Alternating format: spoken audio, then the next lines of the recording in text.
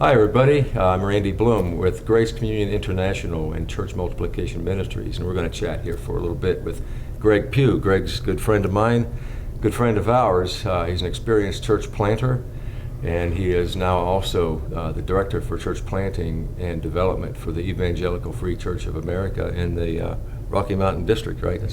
Rocky Mountain District, yes. Yeah, so hey, thanks for taking a couple minutes here to talk My with pleasure. us. I'd like to ask you a couple questions that might help some folks out there that might be watching this and might want to know something about church plant leadership. And the first question has to do with kind of a Jeff Foxworthy type of question. You might be a church planter if. Maybe you could describe to people, you know, the kind of characteristics that a good, successful church planter has, experiences, that sort of thing. Sure.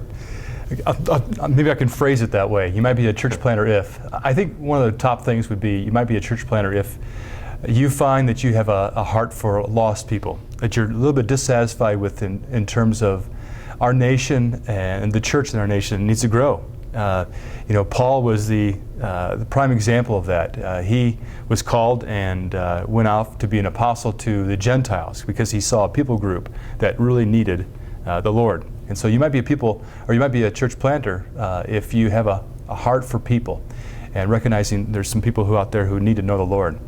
You might be a church planter if you are able to gather a group of people together to create some excitement around a vision and be able to gather them around a purpose that has to do with the Great Commission. You might be a church planter if you're able to generate enthusiasm and excitement, maybe in terms of fundraising, and in terms of be able to kind of gather people around that cause and be able to generate resources that are necessary for church planting. Oh, okay. Well, it's good start now. Okay. What if somebody's listening to you and they're thinking, hey, that might be me. That just might be me. Sure. What are some good ways that they might go about confirming that?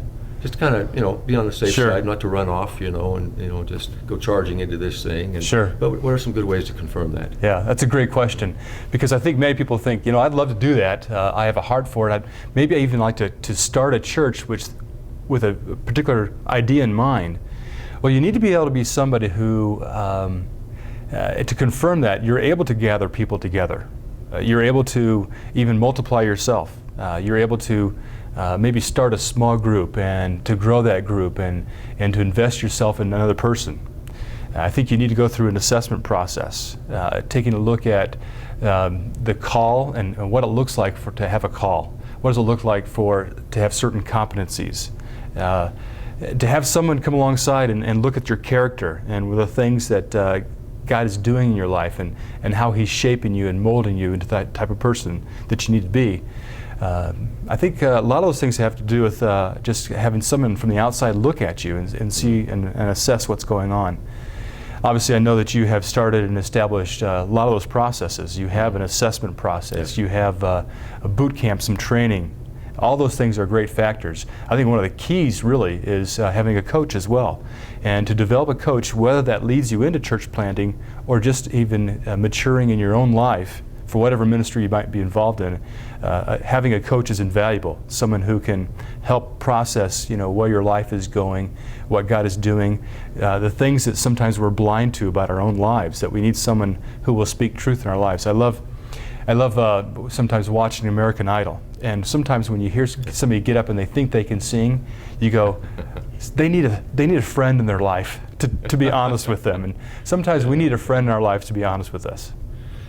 Yeah, that assessment piece is important. It's very important. And I like how you put it, to see what God's doing in your life, because it's Jesus' ministry that we participate in. It's not our ministry.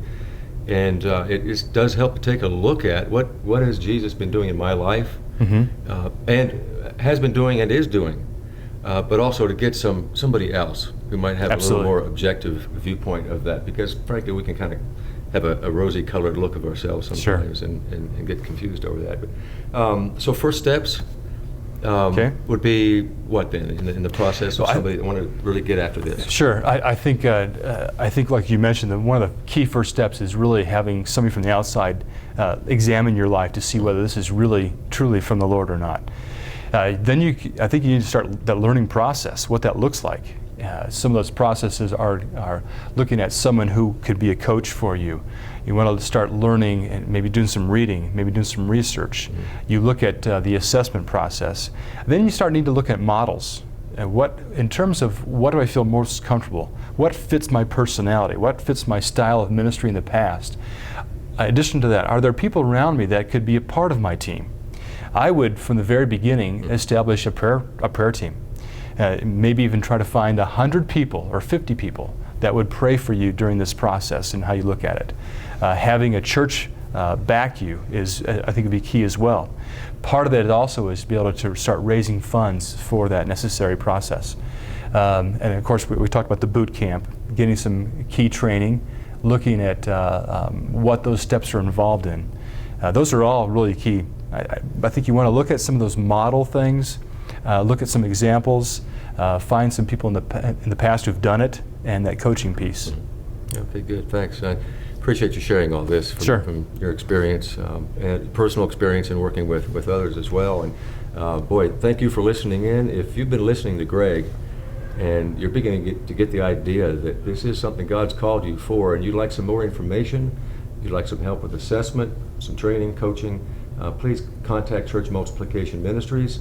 Thanks, Greg. Appreciate you sharing that information, and thank you for listening in, folks. If you're listening and you think this is something God's calling you to do to start a new church, we'd love to help. We've got assessments that can help you. We've got a training program. We can provide some coaching to give you the support that you need and some guidance in the process. Contact www.cmm.wcg.org. Check the website, and we'll be happy to supply you with information and the help that you need to get started in this journey of church planting, if that indeed is what Jesus is calling you. Thank you very much.